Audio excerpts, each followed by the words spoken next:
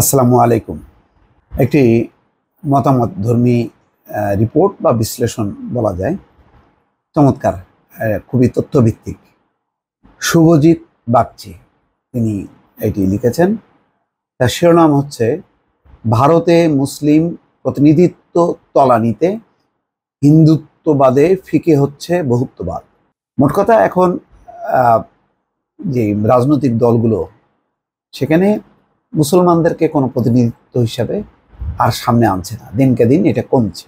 তার একটা চিত্র তুলে ধরেছে এবং এটি মূলত শুরু হয়েছে 2014 সাল থেকে। 2014 সাল থেকেই বিজেপি যখন ক্ষমতায় আসে তারপর থেকেই শুরু হলো মুসলিম দমন পীড়ন এবং তাদেরকে গুরুত্বহীন করা। তারা নিজেরাও মুসলমানদেরকে জনপ্রতিনিধি হিসেবে নমিনেশন দেয় না।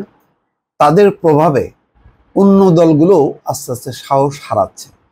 তারাও বেশি পরিমাণে দিতে চায় না বা আগের সংখ্যাটাও রাখতে চায় না, এই কারণে যে এটা যাতে বিজেপি সুযোগ নিতে না পারে। তারা যাতে বলতে না পারে যে বিজেপি হিন্দুদেরকে প্রতিনিধিত্ব করে আর বাকিরা হচ্ছে মুসলমানদেরকে, তাদের ইমানের কোনো ঠিক নেই, তাদের ভাষায় আর কি। তো সেই কারণে অন্য দলগুলোও শঙ্কিত হয়েছে। বড় দল হিসেবে বিজেপি তারা যদি হাইলাইটেড করে তাহলে অন্য দলগুলো সাহস পায়। তার একটা পরিসংখ্যান এই শুভজিৎ বাগচি তুলে ধরেছেন চমৎকারভাবে। শুধু তাই না, এবারই প্রথম পুরো 72 সদস্যের মন্ত্রিসভায় একজন মন্ত্রীও নেই, অথচ তাদের সংখ্যালঘু যেই মিনিস্ট্রি আছে সেই মিনিস্ট্রিতে আগে সবসময় থাকতো মুসলমান, দুজন মুসলমান এই ক্যাবিনেটে থাকতো, কিন্তু এবার সেটাও নেই। এই পরিস্থিতিকেই তারা বলছেন যে হিন্দুত্ববাদে ফিকে হচ্ছে বহুত্ববাদ।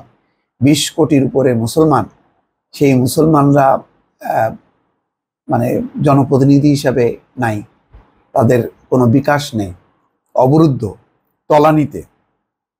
বহু জায়গায় যে পরিস্থিতি, বিশেষ করে এবার নির্বাচনে যে ন্যাক্কারজনক পরিস্থিতি তৈরি হলো বিজেপির কল্যাণে, প্রতি মুহূর্তে তারা কংগ্রেসকে লক্ষ্য করে উস্কানি দিয়েছে যে তারা মুসলমানদেরকে সবকিছু সম্পত্তি দিয়ে দেবে, এটা দিয়ে দেবে, ওটা দিয়ে দেবে।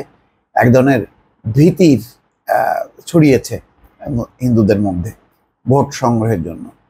এবং এটা শুধু ভীতি না, এটা অমূলক না, এবং তারা নিজেরাও এটা ধারণ করে বলেই এই প্রচারটা করেছে।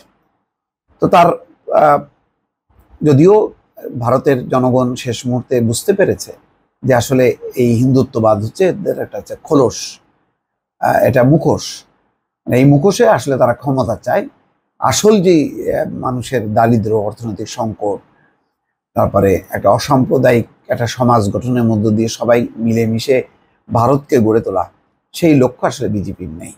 তখন তারা এবার ধাক্কা দিয়েছে, ধাক্কা দিয়ে একেবারে উল্টে দিয়েছে তা না, একটা ভারসাম্য এনেছে। এমন একটা অবস্থায় গেছে বিজেপি যাতে তারা এককভাবে সরকার চালাতে না পারে, অন্তত সেটি অর্জন করেছে ভারতের ভোটার বা জনগণ। এখানে দেখেন পরিসংখ্যানটা কেমন, যে স্বাধীনতা পরবর্তী সময় এই প্রথম ভারতের কেন্দ্রীয় মন্ত্রিসভায় কোনো মুসলমান মন্ত্রীর স্থান হয়নি।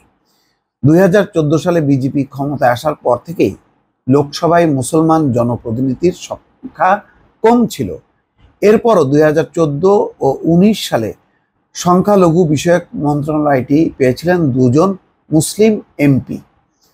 2014 সালে নাজমা হেপতুল্লাহ এবং 2019 সালে মুক্তার আব্বাস নাকভি ছিলেন। এবার কেউই নেই। মানে এত আক্রোশ মুসলমানদের উপর। ভারতে 1952 সালে প্রথম নির্বাচন থেকে মুসলিম এমপির হার 5% নিচে যায়নি কখনো। 1957 সালে দেশভাগে এবং সাম্প্রদায়িক আবহাওয়ার কারণে মুসলমান এমপির হার 4.66। বাবরি মসজিদ ধ্বংসের পরবর্তী পর্যায়ে 1996 সালে 4.97% হয়েছিল। এছাড়া প্রতিবারই ভারতের মুসলমান এমপির সংখ্যা লোকসভায় ছিল 5% উপরে।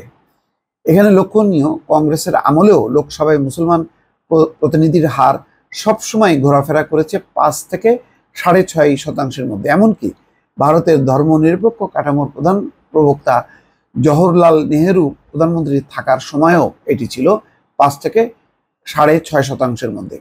যদিও 1952 সালে প্রথম নির্বাচন থেকে ভারতে মুসলিম জনসংখ্যা কখনোই 10% নিচে নেমে যায়নি। কিন্তু 2014 সালে বিজেপি ক্ষমতা আসার পরই এর হার দ্রুত কমতে শুরু করে।